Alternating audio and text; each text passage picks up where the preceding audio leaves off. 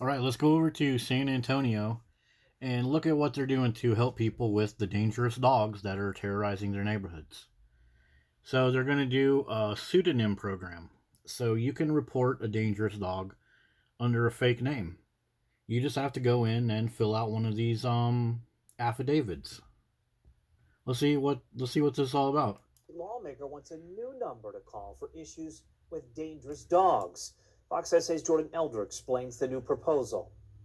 So is this teeth or is this nails? These are teeth. The bumper is loose and the teeth marks are deep. We can't even come outside. This West Side resident tells us that humans and animals are living in fear of the loose dog that did it. Because we're afraid of these dogs that are always running around loose. She asked that we avoid showing her face for fear of retaliation. That's it right there.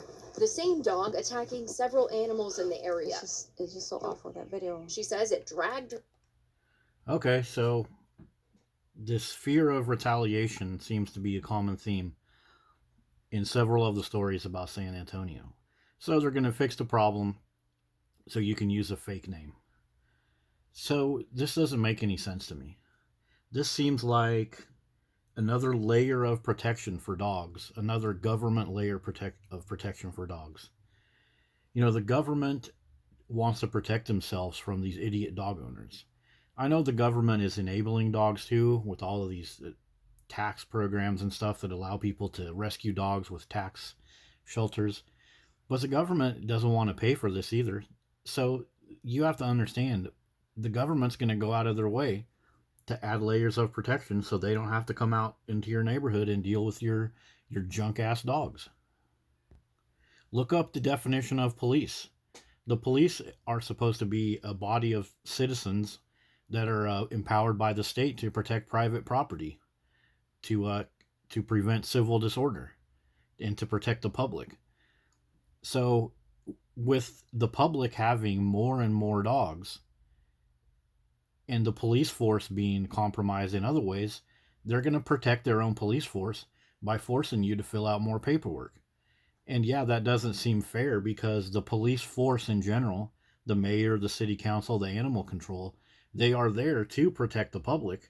But when dog culture itself makes the police job harder, then you as a dog owner, you are part of this. You are creating this by not getting the message out that these dogs are dangerous.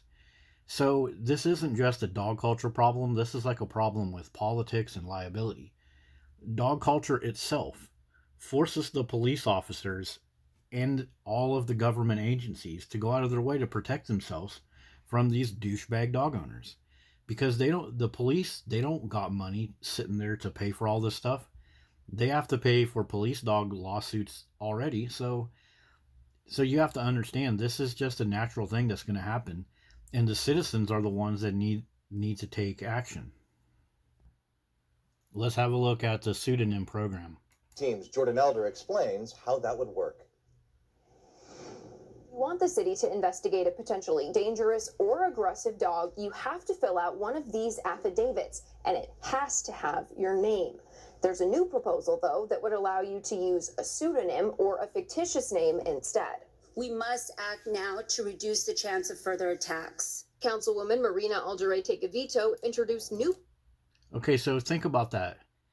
That's dehumanizing. They're making you use a fake name in order to get this paperwork pushed through. So the people that have to enforce this paperwork or enforce this thing, they're thinking about you as the person that got attacked by a dog, not even by your own name. It's dehumanizing.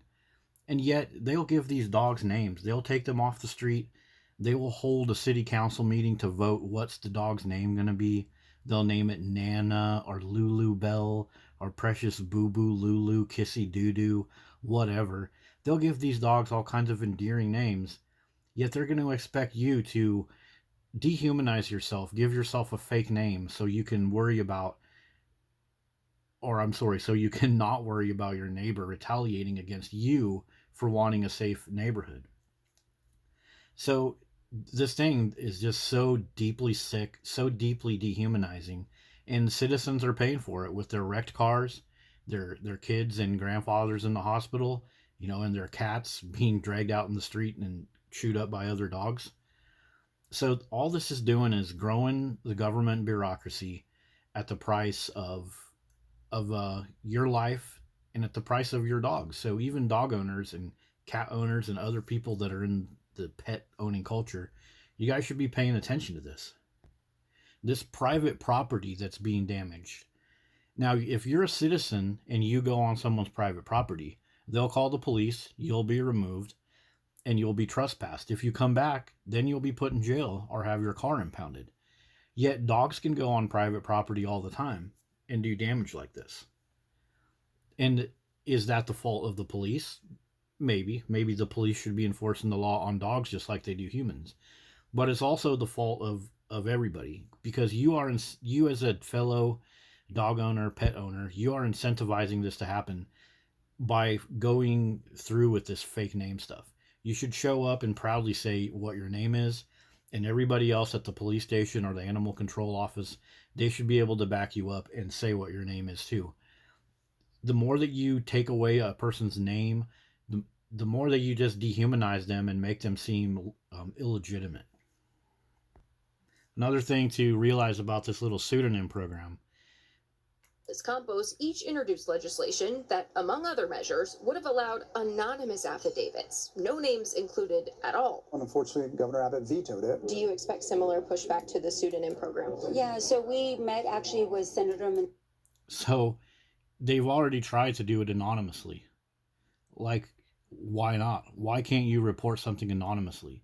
So if you call up one of these numbers, 911 or 311, that doesn't work. So now they want a new phone number to call for dogs. So 2 phone numbers already don't work. Previous methods don't work. So they want to create a new government method. That means more paperwork, more government offices, more write-offs for government-owned cars, basically more tax money coming from the citizens with another set of 0 results. So this isn't even the answer. These people are getting up on the screen like, look at us, we're going to help you, we're going to help get rid of these dangerous dogs. No, you're not. You're going to, once again, bring tax money up, lower property values with more dogs, all at the price of your citizens with a bunch of empty promises. That's all dog culture is. Empty promises at the cost of the taxpayer. Just think of it. This is what their state legislature is doing. All of these desks and flags and politicians sitting behind this desks, they're talking about dangerous dogs and what to do about it. And where is this? This is in Texas. This is where they go around packing guns all the time. Like, seems to me they should allow their citizens, if a dog is threatening their life, to defend their life. Like, let the citizens take care of it. The citizens already have everything they need. Now, I'm not suggesting vigilante justice, but if this was a pedophile or a murderer or someone else that broke into your property like these dogs do, what would they say? They'll say, don't mess with Texas, don't mess with my daughter, don't mess with my son. Yet when dogs do this to their humans, they just sit around and, what should we do? What kind of legislation? I don't know. Whatever legislation or rules they try to push, it's all going to need to be paid for by more paper, more taxes, more citizens running around trying to fill out forms just so they can get a dog listed as a dangerous dog. It doesn't even actually do anything to get rid of the dog yet. So it's all just a waste of time. It's all just a bunch of virtue signaling. And we already have 911. We already have 311. I say they should just use the numbers they already have, use the routes of protection that they already have, and quit wasting all this time on freaking dogs.